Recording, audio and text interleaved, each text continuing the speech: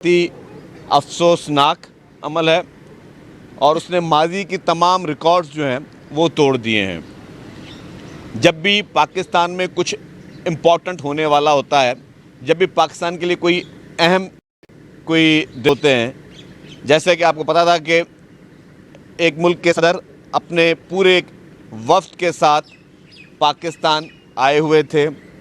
इससे पहले चाइना के सदर साहब जब पाकिस्तान आने थे, या जब IMF की पाकिस्तान के साथ अहम नेगोशिएशन होती हैं, तो ऐसे मौक़ों पर PTI की जानिब से पाकिस्तान को डीरेल करने की कोशिश की जाती है। ये नहायत अफसोस की बात है कि जब पूरी कौम को एक यूनाइटेड होना चाहिए, मुश्किल से मुश्किल हालात में भी कौम को एक होना चाहिए, आपसी इख्तलाफ छोड़कर भी कौम को एक होना चाहिए, और जितने भी इख्तलाफात क्यों ना हो, इख्तलाफात करने के लिए और तहरीकों के लिए बहुत ज़्यादा टाइम होता है, लेकिन अहम उन टाइमिंग्स में इस तरीके के कॉल्स देना, मैं समझता हूँ ये पाकिस्तान के साथ कोई अच्छी रवायत नहीं शुरू की गई। लेकिन उसके बावजूद भी जिस तरीके से आपका जो सवाल था कि चीफ़ मिनिस्टर खैबर पख्तूनख्वा जिस तरीके से उन्होंने लीड किया, उनके साथ इमरान खान साहब की बेगम साहबा, जिस तरीके से खैबर पख्तूनख्वा की पूरी मशीनरी इस्तेमाल की गई, हमने वो फुटेजेस देखे, जिस फुटेजेस में पंजाब पुलिस को जिस तरीके से यरगमाल बनाया गया, उनके ऊपर हमला किया गया, उनको मारा गया, फिर जिस तरीके से रेंजर्स के जवानों को शहीद किया गया, उनके ऊपर गाड़ी चढ़ाई गई, पुलिस के जवानों को शहीद किया गया, FC के जवानों को शहीद किया गया। मैं समझता हूँ कि इन सारी चीज़ों के बावजूद वफाकी हुकूमत ने बहुत ही सब्र का उन्होंने और तहम्मुल का मुजाहरा किया, क्योंकि इंटीरियर मिनिस्टर साहब ये कहते हुए आए थे कि PTI चाहती ये है कि उनको लाशें मिलें। और ये मैं आपको बता दूं, जब पहला धरना था उस वक्त भी इमरान खान की ख्वाहिश यही थी, जब उन्होंने इस्लामाबाद की तरफ जलगार की थी, जब उन्होंने PTV पे हमला किया था, जब उन्होंने पार्लियामेंट पे हमला किया था, उस वक्त भी उनकी ख्वाहिश यही थी कि किसी न किसी तरीके से उनको कुछ डेड बॉडीज़ मिलें, जिस डेड बॉडीज़ के ऊपर वो पॉलिटिक्स करें।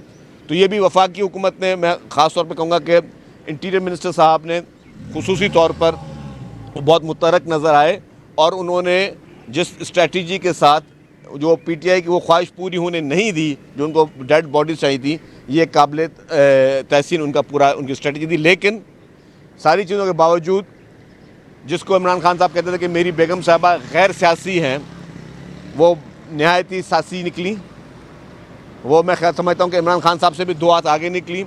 जिस तरीके से अवाम के ऊपर उन्होंने अवाम को मरवाने की पूरी कोशिश की, अवाम को मुसलसल उनके जज्बात को वो उभारती रहीं, हेट स्पीच करती रहीं, जिस तरीके से उन्होंने फिर कंटेनर पर खड़े होकर कहा कि कोई और चला जाए या ना चला जाए, मैं यहाँ से नहीं जाऊँगी, मैं इमरान खान को लिए बगैर नहीं जाऊँगी। और फिर देखा क्या हुआ आपने, जैसे ही पुलिस ने एक्शन किया तो सबसे पहले चीफ मिनिस्टर खैबर पख्तूनख्वा भागे, और सबसे पहले बुशरा बीबी साहिबा वो कंटेनर छोड़कर और वो स्टेज छोड़कर सबसे पहले फ़रार हुई। तो ये आवाम के लिए आई ओपनर है कि जो लोग आपको ये कहते हैं कि आप हमारे पीछे चलें, और जो लोग आपको फिर तशद्दुद की तरफ राग़िब करते हैं, जो लोग आपको इस तरीके से आपको मोटिवेट करते हैं कि आप तशद्दुद की सियासत करें, आप हाथ में पत्थर उठाएं, आप हाथ में लाठियाँ उठाएं, आप वेपन्स उठाएं, आप टीयर गैस के जो है गन्स अपने पास उठाएं, वो लोग ख़ुद आपको इस्तेमाल कर रहे होते हैं। उनकी अपनी औलादें जो हैं वो इस वक्त जो है मुल्क से बाहर सुकून की ज़िंदगी गुजार रही हैं। कौम की नौजवान नस्ल को उन्होंने जो है वो मुश्किल में डाला हुआ है, उनको वो दहशतगर्दी सिखाने की कोशिश कर रहे हैं। ये 2-3 दिन की कॉल 9 में से किसी भी सूरत में कम नहीं थी। इनकी कोशिश ये थी कि जिस तरह 9 मई को इन्होंने एक अंदोनाक वाक़यात किए थे, उस तरीके की इनकी नीयत थी, लेकिन गवर्नमेंट ने अपने उसमें रोल प्ले किया।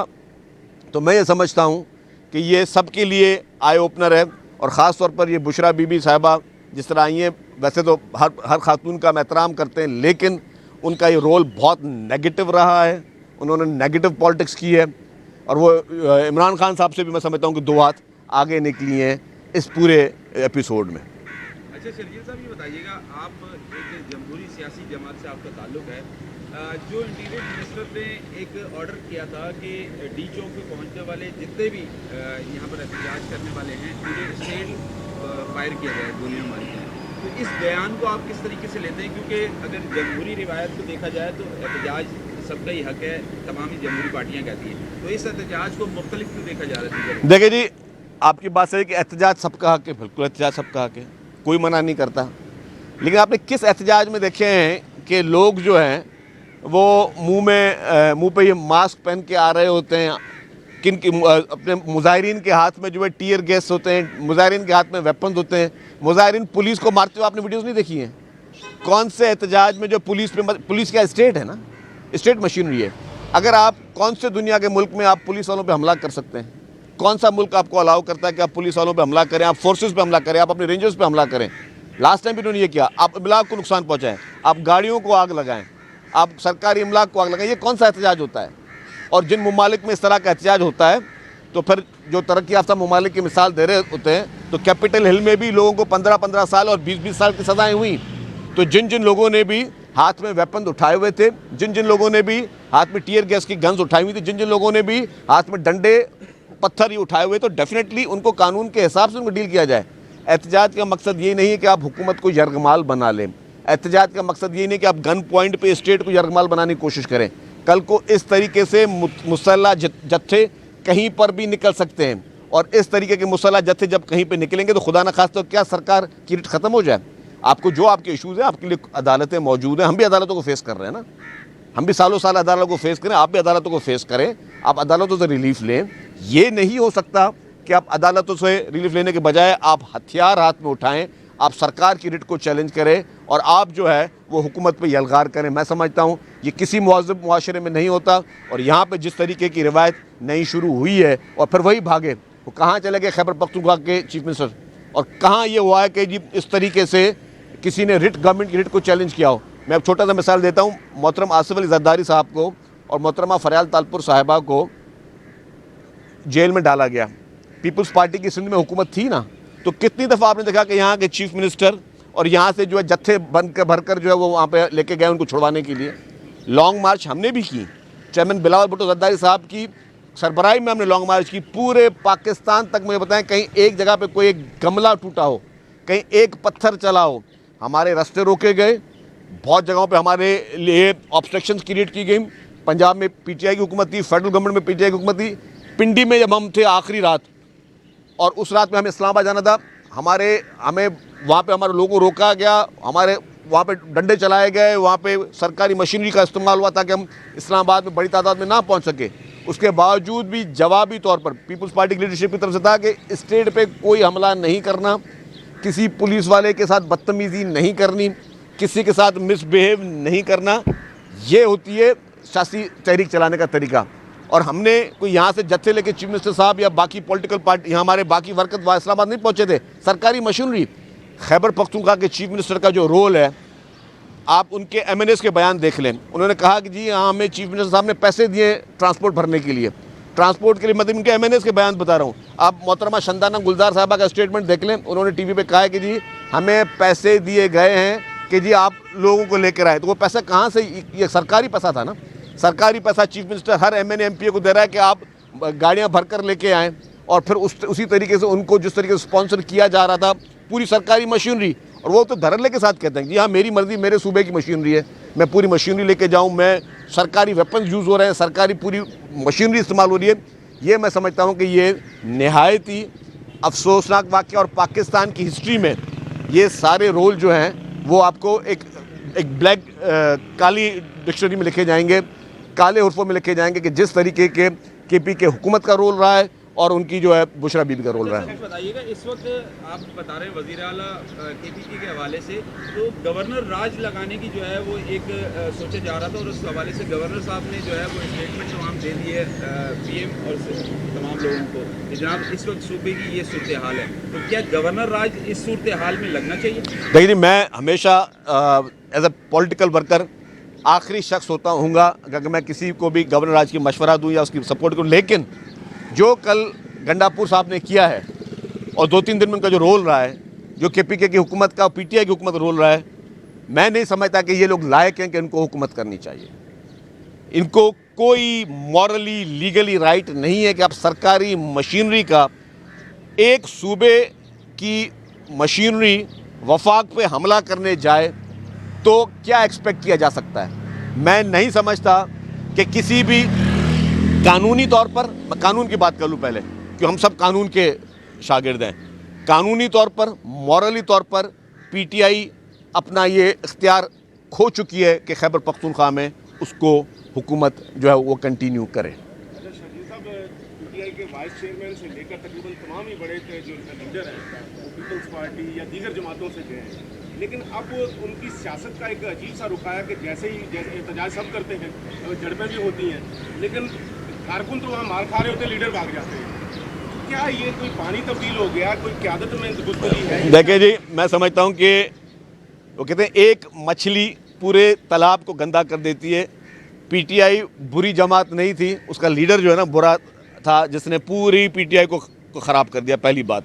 दूसरी बात कि वो जो लीडर उनका है इमरान खान साहब, जो कि इनकलाब की बातें भी करता है और ये फाइनल कॉल और सारी कॉलें आ गई, इस कॉल में चाहिए था कि उसकी बेगम साहिबा जो बाहर एक्स वाइफ वो भी आती, उनके बच्चे आते, उसके मामू आते, जो मामू आज उसके बच्चों के पूरी दुनिया में जो कैंपेन चला रहे हैं पाकिस्तान के ख़िलाफ़ और पीटीआई के हक़ में, जो इंटरनेशनल लॉबियस्ट हायर किए हुए हैं जैक गोल्डस्मिथ ने, उसको आना चाहिए था। इमरान खान के बच्चों को आगे आना चाहिए था, उनके बेटे बेटियों सबको आगे आके इस तहरीक को लीड करना चाहिए था। ये होता है इनकलाब कि भाई अगर पत्थर चलेगा तो पहले मेरे बच्चे पत्थर खाएंगे, अगर आंसू गैस का शेल चलेगा तो पहले मेरे बच्चे आंसू गैस के शेल खाएंगे। ये होता है इनकलाब। ये इनकलाब कतन नहीं है कि अपने बच्चे आप ठंडे मुल्कों में लॉक करके बैठा दो और कौम के बच्चों को आप छोड़ दो कि जी तुम लोग आके लाठियों का भी फेस करो, तुम लोग टीयर गैस को भी फेस करो और उनको गलत तरीके से दहशतगर्दी की राह दिखाई जाए। तो मैं समझता हूँ ये इनकलाब की नाम पर पाकिस्तान के लोगों को जिस तरीके से गलत राह पे लगाने का सिलसिला बानी पीटीआई ने शुरू किया हुआ है, ये अब ख़त्म होना चाहिए। अब कौम को अपनी आंखें खोलनी चाहिए और इस तरह के लोगों को, ख़ासतौर पर मैं तो कहता हूँ, पहले सवाल लें जो मैं भी रिपीट कर रहा हूँ बात, कि बुशरा बीबी साहिबा ने जो कंटेनर पे कहा कि जी मैं तब तक नहीं जाऊँगी जब तक मैं अपने शौहर साहब को आज़ाद ना करा दूँ, तो सबसे पहले वो क्यों भागी? उनको तो अपने जब तक आखिरी वर्कर उनके जो वहाँ पे जो बैठे थे तब तक उनको वहाँ मौजूद होना चाहिए था। ये कौन से लीडर थे जिनको बाहर से पुलिस की फोर्स देखकर जो है सबसे पहले भागना शुरू किया? पहले तो ये जवाब दें अपनी पीटीआई के उन वर्करों को, उन मासूम लोगों को जिनको ये लेकर आए। और जिस तरीके से फिर ये भी रिपोर्टें आई कि अफ़गानी शहरी जो है वो वहाँ पे उस धरने में मौजूद थे, वो उस जुलूस में मौजूद थे। कौन से मुल्क में गैर मुल्की शहरी जो हैं वो आके उनको इस्तेमाल किया जाता है कि आप हमारे मुल्क में आके तोड़ फोड़ करें, आप हमारे मुल्क में आके जो है वो जुल्म की जो है वो इस तरह के सिलसिले शुरू करें। तो ये सारे जितने भी दहशतगर्दी के उनकी नीयतें थी वो सारी एक्सपोज हुई हैं। और मैं कहूँगा कि फेडरल गवर्नमेंट ने लास्ट नाइट बहुत अच्छा एक स्टेप लिया है कि जिस तरीके से उस इलाके को क्लियर किया है, क्योंकि फॉरेन डिग्निटरीज़ वहाँ मौजूद हैं। ये हमारे मुल्क की इज़्ज़त का मामला है, ये किसी एक पार्टी का मामला नहीं है। जब भी यहाँ से कोई फॉरेन डिग्निटरी जाएगा तो मैसेज पाकिस्तान की लेके जाएगा। उसको वहाँ के वज़ीर आज़म या सदर का नाम याद नहीं रहता है, उसको था जी मैं इस मुल्क में गया था, इस मुल्क ने मेरे साथ क्या किया।